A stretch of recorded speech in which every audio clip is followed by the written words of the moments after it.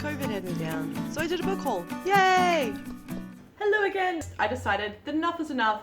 I was sick and tired of being at home, trapped, and I got cabin fever. Actually put on some makeup, a little bit, and of course I found myself in a bookstore. And I got these.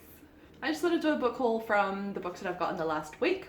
I'll go from the oldest first because I know you guys have seen a couple of these. Oh my god, it's like Jenga.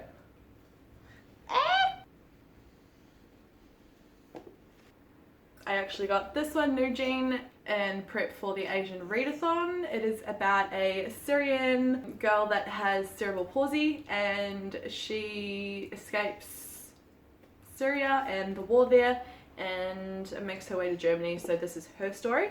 Nevermore, finally. I haven't started reading this and I don't actually know that much about it. I've done that with most of these books on purpose. I really just want to read the books from scratch. I'm sure everyone knows what this is about anyway. In case you don't, it's about a girl called Morrigan Crow. She's cursed, she's born on an unlucky day. Because of this curse, she's destined to die at midnight on Eventide.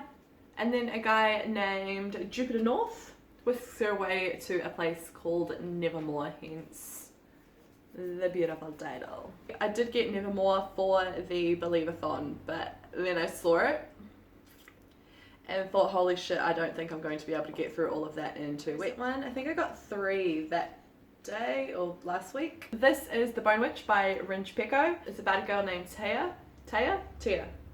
It surely can't be T. Maybe it is T. It's spelled T-E-A. Who knows? I'm going to say Tia because every time I read T, I will want one. And it is about a witch that is gifted with necromancy and she brings back her brother by mistake. I'm reading this one next. This is my 3rd book, so I am so super very excited. So super excited for this one. 2 days ago, these arrived in the mail. So they are middle grade, which I thought was pretty cool for middle grade May. The Dream Traveler's Quest by Ted Dekker and his daughter Cara.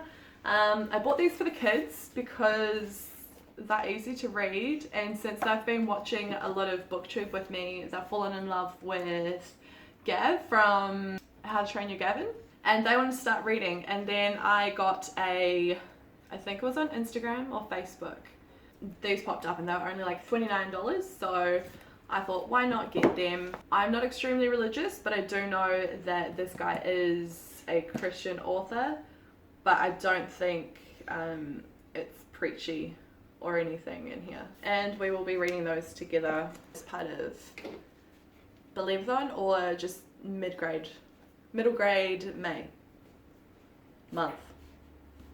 I'm always sus about buying things off Facebook. I don't know why, because I keep doing it, but.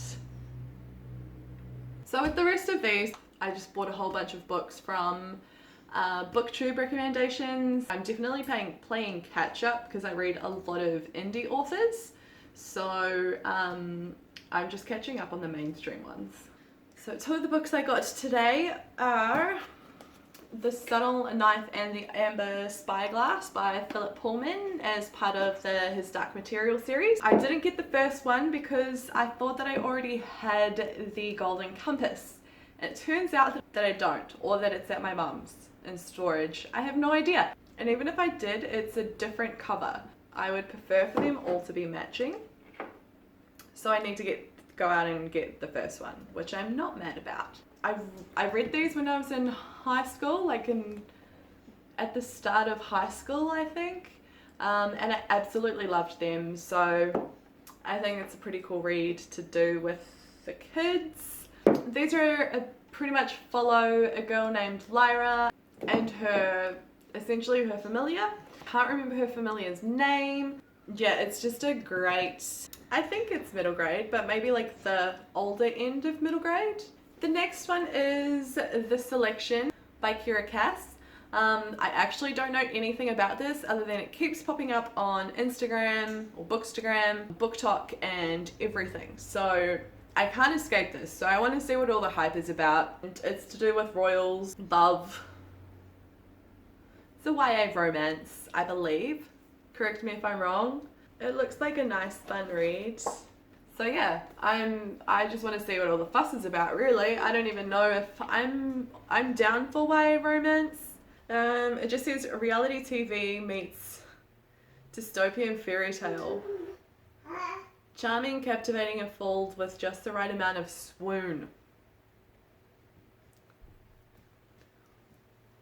We'll see how we go with that. I'm not much of a swooner. The next book on my beautiful pile, I actually saw on Goodreads and really, really want to get into it, and that is Children of Blood and Bone. And obviously it's about magic, which, yay! Huh, you like magic too? In the back, it literally just says, they killed my mother, they took our magic, they tried to bury us, now we rise. Yes! Yeah, it's by Tommy Adeyemi. I'm really shit at pronouncing people's names, so I'm so sorry. But I'm super, super excited about this. I love the cover, and I almost bought the second one as well because the cover is also amazing, and I just have a feeling about this. I just have a feeling I'm gonna love it. Do I want to call it a 5-star anticipated read? Perhaps. The next, again, I want to see what all the hype is about. So I purchased my first Holly Black book, The Cruel Prince. Again, I don't know a lot about it. I see things, I see the hype, and I'm like, I want to read this. So here's hoping the hype isn't for nothing and this is well hyped. I will probably be reading this next month for the Make Your Mythica readathon. The next book that I purchased today is Skyward by Brandon Sanderson. This has been on my TBR pretty much since it came out, and I have heard amazing things about it. This month it is also the read along with Books for Chloe in Patreon. I do have it on Audible as well. I started listening to it, but I just really wanted the physical book and to read along with it. With fantasy, I find it quite hard to just have Audible or an audiobook unless it's a full cast. I did read American Gods with Audible only, but that was full cast and I could really submerge. It was kind of just like watching the show, except I thought it was better than the show. The voice of Shadow was exactly what I thought Shadow should sound like. I digress. Skyward, yes. It's a science fiction, so I'll be getting into this month. Aurora Rising by Amy Coffin and Jay Kristoff. I'm a fool, and I bought this one without buying the first one. So I think this is my subconscious telling me that I need to go out and buy some more books because I've done this a couple of times now. I love this cover, and I actually love Aurora Rising's cover even more, so I need to go shopping again. The next book is The Four Legendary Kingdoms by Matthew Riley. I have read the first two in the series and really enjoy them, like an urban fantasy adventure kind of type deal. I haven't read The Five Warriors yet, which is the one before this one, but I saw this one and it was on sale, so I had to get it because I'm gonna read it anyway. This is about Jack West Jr. and his team of small nations that essentially are trying to save the world. There is like an apocalypse scale solar event about to happen. In order to stop it from happening, they need to place these pillars at different sites by a different time. It gives whoever is placing it a special power. So China and America are the bad guys because they're the big nations, they're the heavy hitters that want all the power for themselves. It's a really good series and I'm thoroughly enjoying it. I'm always down for a quest. Finally, I have Nevernight and I'm so excited to read it. Again, I don't really know a lot about it because I've been avoiding it like the plague until I read it. And then I will just binge watch all of the reviews. I know Pierre, I'll add her channel in the description box. Pretty sure she has a web series of this. So that's pretty cool, and I really want to see it, but I want to read this first. So I'm going to work this into my TBR for next month somehow. I have a couple of ideas of how I can do that, so I'm very excited to read it. Last but not least,